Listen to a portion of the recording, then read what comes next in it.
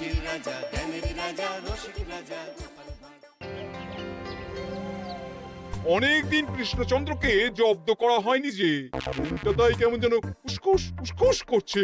সেটা তো গোপালের জন্যে। গোপালই তো মুশকিল আসান হয়ে সব সামলে দেয়। প্রতিবারে সামলে দেয় বলেই কি আর এবারে সামলাতে পারবে? না না না না না, এবার কৃষ্ণচন্দ্র জব্দ হবেই হবে, তবে একটু অন্যরকম ভাবে। আপনার কথাটা তো কেমন অন্যরকম শোনাচ্ছে জাহাপানা। তাহলে তুমি শোনাও। কি জাহাপানা? আমার কত ধনরত্ন আছে সেটা কি তোমার জানা আছে উজির? না জাহাপানা, তবে জানার আগ্রহ আছে বিস্তর। শুধু তোমার কেন, আরো অনেকেরই আগ্রহ আছে শুনলাম, আর সেটা যতক্ষণ না জানা যাচ্ছে ততক্ষণ মনটা কেমন খচখচ খচখচ করে। করে বই কি, এই তো প্রশ্নটা শোনার পর থেকেই আমার মনটাই কেমন একটা উস্কুস উস্কুস করতে শুরু করে দিয়েছে। আমার হাতে একটা অস্ত্র চলে এসেছে, এবার তাই আমি এমন এক প্যাঁচ কষবো যে কৃষ্ণচন্দ্র মনে মনে কিছুতেই শান্তি পাবে না, আর তাকে অশান্তিতে রাখতে পারলে আমার যে কি শান্তি কি শান্তি, কি বলবো।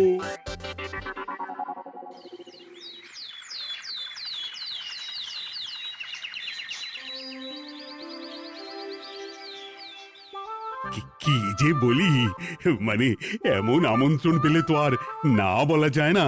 যে আমন্ত্রণ পত্র পেয়ে আপনি এত উল্লসিত আনন্দিত, সেই আমন্ত্রণ পত্র কার মহারাজ? আমার অনুমান এই পত্র নিশ্চয়ই নবাবের। তোমার অনুমান একেবারে সঠিক রাজ্যতীষী। উমা, তাই বুঝি আপনি এত খুশি? সব দেখে শুনে আমারও তো খুব আগ্রহ জাগছে। সে তো জাগবেই, তবে আগে ভাগেই বলে না দিয়ে আমি দেখছি কার কেমন সব চিন্তা ভাবনা মাথায় আসে।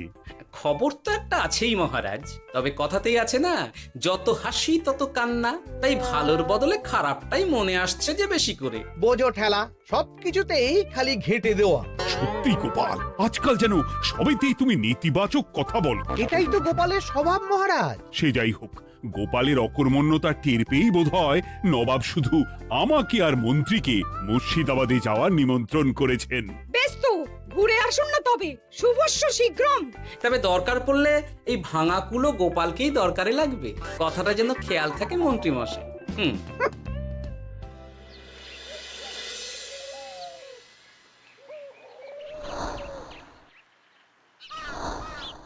খেয়াল করেছো গিন্নি, আজকাল আমি কেমন কথায় কথায় গোপালকে চুপ করিয়ে দিচ্ছি। কেন গো, কি হলো আবার? হবে আবার কি, নবাব বাহাদুর আমাকে আর মহারাজকে নিমন্ত্রণ করেছেন তার খাস মহলে। ও শুনে যে আমার কি আনন্দ হচ্ছে। ও তাহলে এই ব্যাপার। আস্তে গিন্নি আস্তে, নবাবের ধন সম্পদ দেখার শখ মহারাজের অনেক দিনের। আমি শুনেছি নবাবের ওই খাস মহলের ভেতরেই নবাবের গুপ্ত কক্ষ আছে, যেখানে নবাব হীরা জহরত এসব রাখেন। একা তো সেখানে যাওয়া যাবে না, তাই এই মহারাজকে নিয়ে তুমি মুর্শিদাবাদে যাবে? যাবো তাই নয়, নবাবের গুণকীর্তন করে তার মেজাজ এমন ভালো করব যে নবাব সেখান থেকে কিছু দান খয়রাত করে ফেলবেন আমাকে। তাই নাকি? তবে না তো কি, গোপাল তো খেতে পাবেই না, গন্ধও শুঁকতে পারবে না। তুমি তো বারবারই চেষ্টা করো গোপালকে সরিয়ে দিয়ে বাজিমাত করতে, কিন্তু শেষ পর্যন্ত চিৎকার হয়ে যাও। গোপালই তো তখন উদ্ধার করে, সেটা তোমার খেয়াল আছে তো? আমার মাঝে মাঝে সন্দেহ হয় গিন্নি, তুমি তলায় তলায় দল বদল করে গোপালের দলে চলে যাওনি তো?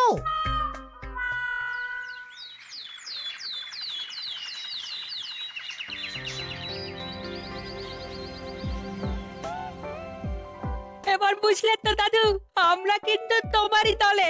ঝালে ঝোলে অম্বলে সব সময় তোমার সঙ্গে সঙ্গে থাকি। তাই যখনই পাই তখনই তোমাকে সেবা করার সুযোগ হাতছাড়া করতে চাই না, কি বুঝলে? তাই বলে পড়া ছেড়ে তোরা এখন দাদুকে হাওয়া করছিস? তুমি বুঝবে না দিদা, দাদুকে শুতে বসতে হাতে রাখলে লাভ আছে। সে তো বটেই, আর তুমি বা শুয়ে আছো কেন? তোমার কি কাজকর্ম কিছু নেই? পড়ে পাওয়া 14 আনার ছুটি কাজে লাগিয়ে কদিন ভাবছি দিব্যি গায়ে হাওয়া লাগাবো, বুঝলে গিন্নি? আর আমরা এসে সেটাই করে দিচ্ছি। সে তো দেখতেই পাচ্ছি, তা ছুটিটা কি শেষ শুনি? ওদিকে মহারাজ আর মন্ত্রীমশাই নবাবের কাছে গেছেন, তাই এদিকে আমি শুয়ে পড়েছি, এই আর কি। কথাতেই তো আছে, চাষি গেল ঘর, লাঙল তুলে ধর, তাই না গিন্নি? কথায় কথায় দাদু ভালোই দিয়েছে। কোথায় মহারাজ তোমাকে সঙ্গে করে নিয়ে যায়নি বলে তোমার আফসোস হবে তা নয়, উল্টে তুমি শুয়ে শুয়ে হাওয়া খাচ্ছ। আমার মন বলছে শুধু আমি নয়, নবাবও বাজাচ্ছেন ওদিকে। মহারাজ আর মন্ত্রীমশাইকে ঘটা করে কি আর এমনি এমনি ডেকে নিয়ে গেছেন সেখানে? হ্যাঁ?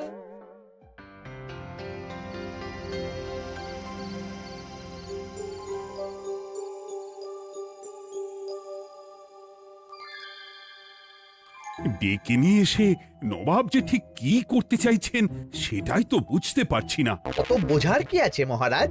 খাবো, শোবো আর গুপ্ত কক্ষে ঢুকে নবাবের সঞ্চয় দেখব, তাহলেই তো হবে। তাই কি আর হবে কে জানে। না না, জানতে তো আমাকে হবে। এখানে এসে তোমাদের কোনো অসুবিধা হচ্ছে কিনা সেটা আমাকে জানতে হবে না? আপনি কিচ্ছু ভাববেন না জাহাপানা, ব্যবস্থা সব করাই আছে। না না, এমনিতে কোনো অসুবিধে নেই, তবে একটা অস্বস্তি হচ্ছে বটে। আসলে মহারাজ বোধহয় মনে মনে ভাবছেন নবাব বাহাদুর নিশ্চয়ই তাকে ডেকে এনেছেন তার গুপ্ত কক্ষে কত মণিমাণিক্য ধন সম্পদ আছে সেটা দেখানোর জন্য। তাই নাকি? মানে এখানকার হিরে, সেখানকার চুনি, অমুক দেশের পান্না, তমুক দেশের মুক্ত। শুধু কি তাই, আরো কত কি। হ্যাঁ হ্যাঁ, সেগুলো যতক্ষণ না দেখতে পাচ্ছেন ততক্ষণ মহারাজ ঠিক স্বস্তি পাচ্ছেন না। এই যে কৃষ্ণচন্দ্রের যে আমার ধন সম্পদ দেখার প্রবল ইচ্ছা আছে সেটা আমার ভালো মতোই জানা আছে। তবে সবাইকে তো সবটা দেখাতে নেই, আর সবার জন্য সবটাও নয়, তাই না? তাই কি জাহাপনা? তাই গুপ্ত কক্ষের ভেতরে কি আছে সেটা না হয় না দেখাই থাক। না না, তোমরা বরং খানা পিনা করো গিয়ে, হ্যাঁ, বিশ্রাম নাও। উচিত তোমাদের খেয়াল রাখবে, কেমন? এই রে, এটা কি হলো? কি আবার হবে? তোমার পাল্লায় পড়ে মান সম্মান সব গেল। এর থেকে আমার কৃষ্ণনগরই ভালো।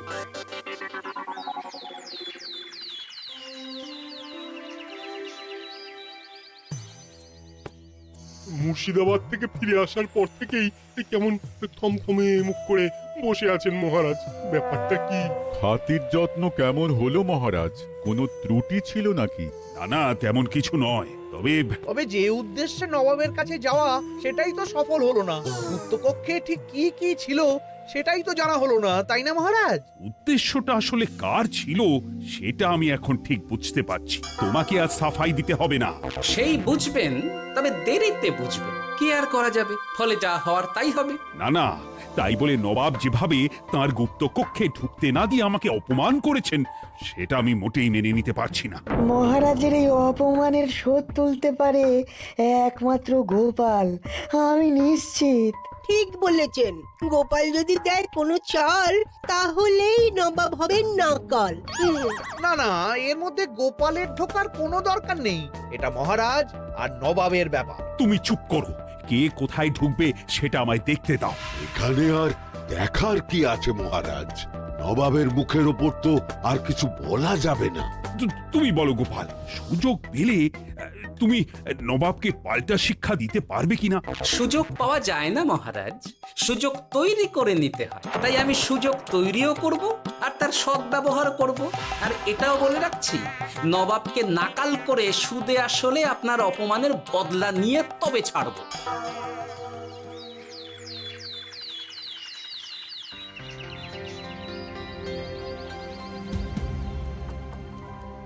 কি হলো জাহাপানা? আপনি যেমনটা চেয়েছিলেন তেমনটাই তো হলো। মহারাজ কৃষ্ণচন্দ্র মনের কথা মনেই চেপে রেখে মুখ চুন করে পালালো, তারপরেও আপনার মন ভালো নেই? না না হুজির, ঠিক জমলো না। তার উপর আবার এই বেনামি পত্র। সে কি, মহারাজ কৃষ্ণচন্দ্রকে অপমান করে তাড়িয়ে দেওয়ার পরেও জমলো না? হ্যাঁ, আর কোন পত্রের কথা বলছেন জাহাপানা? কে পাঠিয়েছে, কোথা থেকে পাঠিয়েছে কিছুই বুঝতে পারছি না। তবে দু চার কথা যা লেখা আছে এতে, তাতেই তো চোখ কপালে উঠেছে। আমার খাস মহলের ব্যবস্থাপনায় নাকি ত্রুটি আছে, অতিথি আপ্যায়নে বিস্তর গলদ। সেটা আবার 5 কান? এই না, মানে 1 কান হলো কি করে? কানাকানি হোক বা না হোক, জানাজানি হতে কিন্তু দেরি নেই। নাও থালা সামলাও, এদিকে গোপালও এসে হাজির। এমনি এমনি কি আর এসেছি জাহাপনা? আসলে মহারাজ এসে আপনার খাসমহলে ছিলেন বটে, তবে যে শয্যায় মহারাজকে শুতে দেওয়া হয়েছিল সেটা ছিল অসমান আর শক্ত। তাই আমি ছুটে এসেছি আপনার এইরকম নিম্নমানের সামগ্রী আর ব্যবস্থাপনা দেখার জন্য। এখানে আবার দেখার কি আছে? সবাই তো জানে নবাবের ধন সম্পদের কথা, এবার না হয় আমি নবাবের দৈন্য দশার কথা জানাবো সবাইকে। এসব কি হচ্ছে কিছুই তো বুঝতে পারছি না। প্রথমে এই পত্র, তারপর গোপালের অভিযোগ এই মাত্র। না না না না, এই রকম হতেই পারে না। কি হতে পারে না জাহাপনা? আমার শয্যায় কোনো গলদ নেই, আর এটা শুধু তুমি চোখেই দেখবে না, একবার শুয়েও দেখবে। আজ রাতটা তুমি আমার খাস মহলেই কাটাবে, আর ওই শয্যাতেই শোবে। হ্যাঁ, এই রকম করবেন না জাহাপানা, গোপালকে বিশ্বাস নেই, কখন যে কি করে ফেলবে তখন দেখবেন মাথা চাপড়াতে হবে। তবে এটাও শুনে রাখো গোপাল, যে গুপ্ত কক্ষ আছে যেখানে হিরে জহরাত প্রসাধনী সামগ্রী ইত্যাদি প্রভৃতি রাখা আছে, তার দরজা কিন্তু কোনো মতেই খুলবে না। সত্যি কথা বলতে কি, সেই গুপ্ত কক্ষ দেখার স্বাদ আমারও ছিল বটে, তবে কি আর করা যাবে, নবাব যেমন বলবেন সেটাই মেনে নিতে হবে। তবে মনটা আনচান করবে, এই আর কি। যাক, গোপালের মনের মধ্যেও অস্বস্তি ঢুকিয়ে দেয়া গেছে তাহলে। বাবা, ছুঁচ হয়ে ঢোকার সুযোগ পেয়েছি, এবার ফাল হয়ে বেরোবো।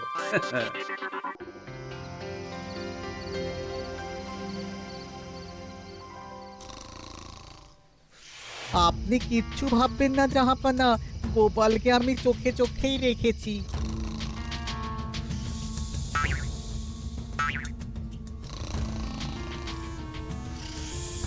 কিন্তু দেখে তো মনে হচ্ছে গোপালের শুতে কোনো অসুবিধা হচ্ছে। তা কি করে হয় জাহাপানা?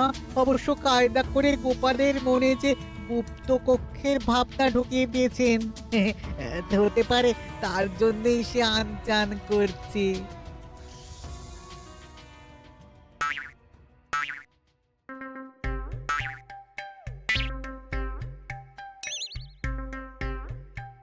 ওই দেখো, গোপাল হঠাৎ কি শুরু করেছে। তাই তো, কিন্তু কি করতে চাইছেটা কি? কি হলো গোপাল, কিছু বলবে নাকি? কি আমি কোথায়? ও, এটা তো রাসমহলই মনে হচ্ছে। এখানেই তো তুমি ছিলে, কি মুশকিল। আচ্ছা, তোমার অসুবিধাটা ঠিক কোথায় হচ্ছে বলো তো? না না, শুতে তেমন কোনো অসুবিধা বোঝার আগেই তো অন্য অসুবিধা শুরু হয়ে গেল। আসলে সত্যি সত্যি তো আর গুপ্তকক্ষে ঢুকতে পারিনি, তাই স্বপ্নে ঢুকেছিলাম মনে হলো। তারপর সেখানে ঢুকেই দেখতে পেলাম বস্তা বস্তা ধনরত্ন। আমি তো সেই বস্তার ভেতরে হাত ঢুকিয়ে সেগুলোকেই দু হাত দিয়ে তুলছিলাম। এবার তো বুঝতে পেরেছো যে তুমি স্বপ্ন দেখছিলে। এবার ঠিকঠাক ঘুমো তাহলে।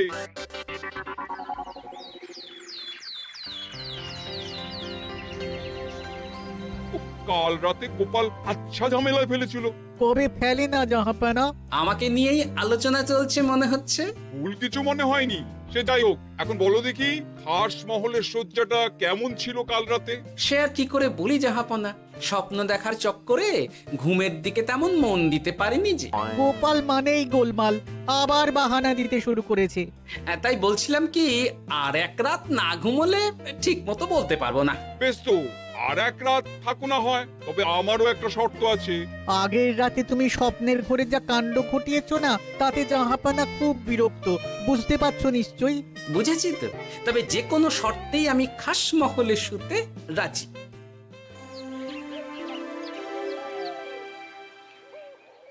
আমার এক কথায় রাজি হয়ে গোপাল নবাবের কাছে ছুটে গেল, কিন্তু কই, এখনো তো ফিরে এলো না। এমনও তো হতে পারে মহারাজ যে নবাব গোপালকে আটকে রেখেছেন। হ্যাঁ, কেন? গোপাল তো দাবি করে যে সে তার বুদ্ধির জোরে যে কোনো বাধা বিপত্তি থেকে বেরিয়ে আসতে পারে। এবার তাহলে ফেঁসে গেল কি করে? না না, গোপালের কোনো বিপদ হবে না, দেখবেন গোপাল এবারেও ঠিক বেরিয়ে আসবে। হ্যাঁ, গোপাল আসবে হেসে হেসে, মহারাজ দেখবেন বসে বসে। আমার ধারণা কিন্তু যে কোনো শর্তেই নবাব গোপালকে শায়েস্তা করেই ছাড়বেন। গোপাল যখন নিজে থেকে নবাবকে খোঁচাতে গেছে, তখন আঁচড় তো খেতেই হবে। কি জানে নবাব আবার গোপালকে কিভাবে জব্দ করছেন, কি জানি।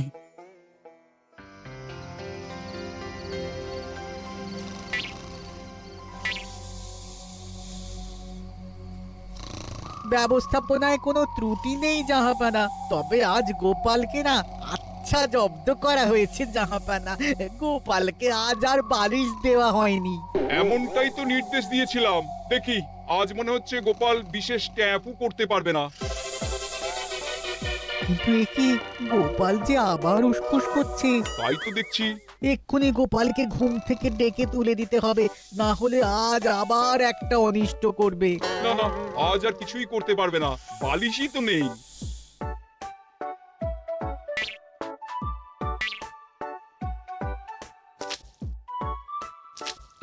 এ কি, গোপাল তো আবার শুরু করে দিয়েছে। ধরো ধরো ধরো, এক্ষুনি ধরো ওকে। আরে ওঠো ওঠো, জেগে ওঠো গোপাল। আরে হচ্ছেটা কি? আজ আবার তোমার কি হলো? এ হে, আজ আবার একটা গন্ডগোল করেছি মনে হচ্ছে। গন্ডগোল বলে গন্ডগোল, জল ছড়িয়ে কি অবস্থা করেছো দেখো। আমার কোনো দোষ নেই, কিন্তু সেই আবার গুপ্তকক্ষের স্বপ্ন এলো আর গোলমাল হয়ে গেল। আজ আবার কেমন স্বপ্ন এলো? গুপ্তকক্ষের যেদিকে আরব আর পারস্য দেশের আতরের সম্ভার ছিল, স্বপ্নে সেই দিকে ঘুরছিলাম আজ। সেগুলো ছড়িয়ে ছড়িয়ে দেখতে দেখতেই স্বপ্ন ভেঙে গেল। বটে, দাঁড়াও, কাল সকালই তোমার ব্যবস্থা হচ্ছে।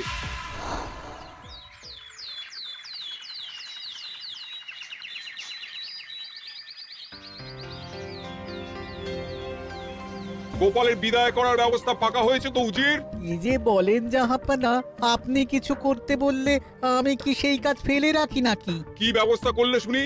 তোমার তো আবার 18 মাসে বছর। এবারে আর সেটা বলতে পারবেন না। ঘোড়ার পিঠে চেপে এতক্ষণে হয়তো গোপাল কৃষ্ণনগরে পৌঁছেও গেছে। যাক, আপদ বিদেয় হয়েছে তাহলে। সর্বনাশ হয়ে গেছে জাহাপানা। আবার কি হলো? গোপাল তো ওই খাসমহল ছেড়ে যায়নি, উল্টে কোথা থেকে একটা ওই ঢেঁড়া জোগাড় করে এনে ওই সবকিছু ঘেঁটে দেওয়ার চেষ্টা করছে। বোঝো ঠেলা, এবারে নবাবই দেখুক কি করে সামলাবে।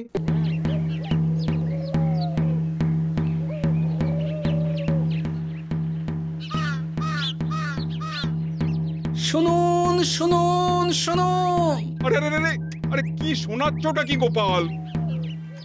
এখনো শোনাইনি, তবে শোনাবো শোনাবো ভাবছি। সবাইকে জানাতে গেলে এই ঢাড়া পেটানো ছাড়া আর উপায় কি? কিন্তু জানাবেটা কি? এই যে নবাব যে অতিথিদের ডেকে এনে তাদের নিশ্চিন্তে ঘুমোতে দেওয়ার ব্যবস্থা করতে পারেন না, এটা তো সবার জানা দরকার। কি বিপদ! না না না না, এই বদনাম নিয়ে আমি গোপালকে কোথাও যেতে দেবো না। তাহলে কি করতে হবে জাহাপানা? আজ ও রাতে গোপাল খাস মহলে শোবে। এই তো এবার পড়েছেন গোপালের জালে।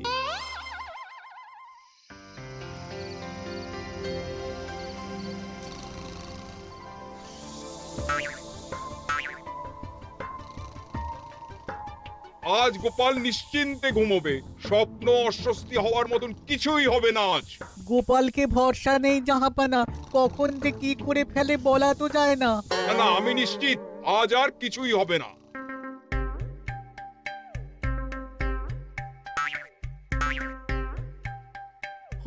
হবে না বলতে বলতেই হতে শুরু করেছে জাহাপানা। আরে ওকে গিয়ে চেপে ধরো এক্ষুনি। ঘুমের ঘোরে আবার কি করছো গোপাল? এবার আবার কি হয়েছে? আবার কি স্বপ্ন দেখছিলে নাকি? কি মুশকিল হলো বলুন তো দেখি। গুপ্তকক্ষে ঢুকতে পারিনি, কিন্তু তার স্বপ্ন দেখা তো থামছে না। তার মানে? আজ স্বপ্নে দেখছিলাম গুপ্তকক্ষের একদিকে দামি দামি রেশমি কাপড়, মসলিনের বিপুল সম্ভার, ওই সেগুলোই টেনে টেনে দেখছিলাম আর কি। তাই বলে পর্দা ধরে টানাটানি করতে হবে? ওই দেখুন, ওগুলোকেই তো মসলিন ভাবলাম। না না না না, এবার আমি মনে মনে স্থির করে ফেলেছি এই ঝামেলা থেকে বেরোবার একটাই উপায়, আর সেটাই এবার আমি করব।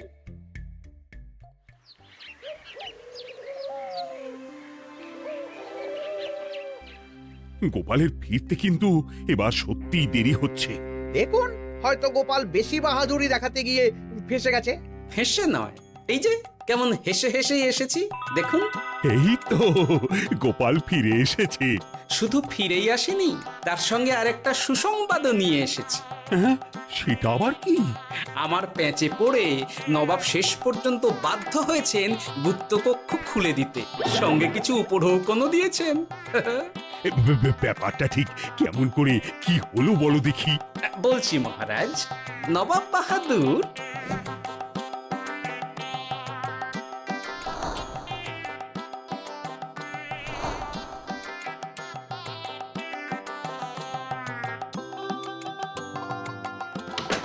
এসো গোপাল, তোমার জন্য আমি গুপ্ত কক্ষের দরজা খুলেই দিলাম।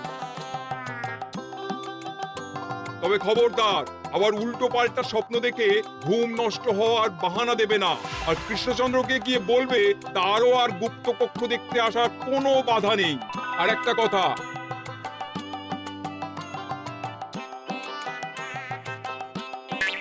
এইসব নিয়ে খুশি থাকো, তবে নবাবের খাস মহলের নিন্দে করে আবার ঢেঁড়া পিটিও না যেন।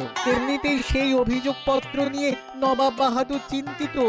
সেই চিন্তা ঝেড়ে ফেলুন জাহাপনা, কারণ ওটা আমারই দুষ্ট বুদ্ধির ফল। অবস্থা বুঝে ওই ব্যবস্থা আমিই নিয়েছিলাম। হ্যাঁ, আগে হ্যাঁ। সাবাস গোপাল, তুমি তাহলে শেষমেশ যে কোনো উপায়ে নবাবকে মাথা নোয়াতে বাধ্য করলে। আপনাকে কেউ অসম্মান করলে আমি যে নিজেকে সামলে রাখতে পারি না মহারাজ। সত্যি গোপাল, তোমার তুলনা হয় না।